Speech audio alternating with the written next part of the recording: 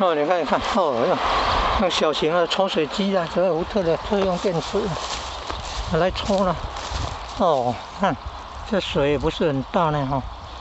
那个刚刚有很大哦。哦，抽那么多，你看，刚刚就水量很大，才很快就一锅水就完了哈。对，你看那个可能是，哦，你看，可能是这个滤网有脏了。看，哦，它那个水里面有粉尘哦，还有那个滤网比较大哦，大也粉尘，所以要用那个包草莓的滤网把它包起来。但是久了它也是会遮的，就像那个沙哦，你看，刚开始还用那个锄头把它捞一些沙上来。要注意哦，如果吸得快哦，水进得太慢哦，会避免空烧坏掉哦，要小心哦。它偶尔先关掉啊，然后清一清那个，哦，小心不要拉断。哦，你看，小心哦，不要扯断电线哦，要靠近锅子和这个电池要靠近，不要扯断电线。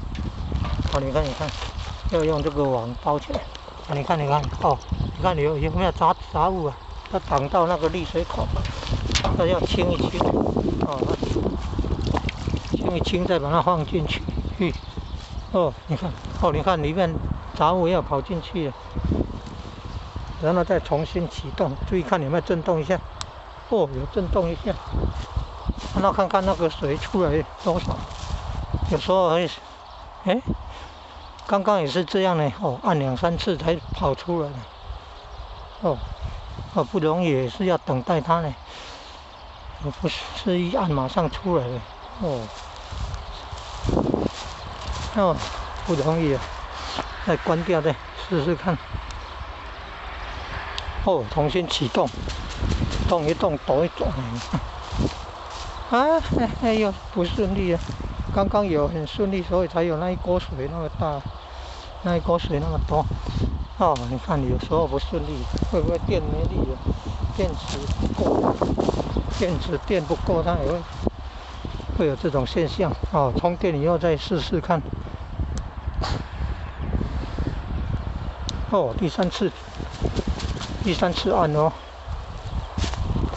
不容易的。哦，你看多么不容易啊！有水，还真不容易啊！先抽个水，你看，不顺利啊。刚刚有像这样2、3次按一按，然后才会抽那么多水。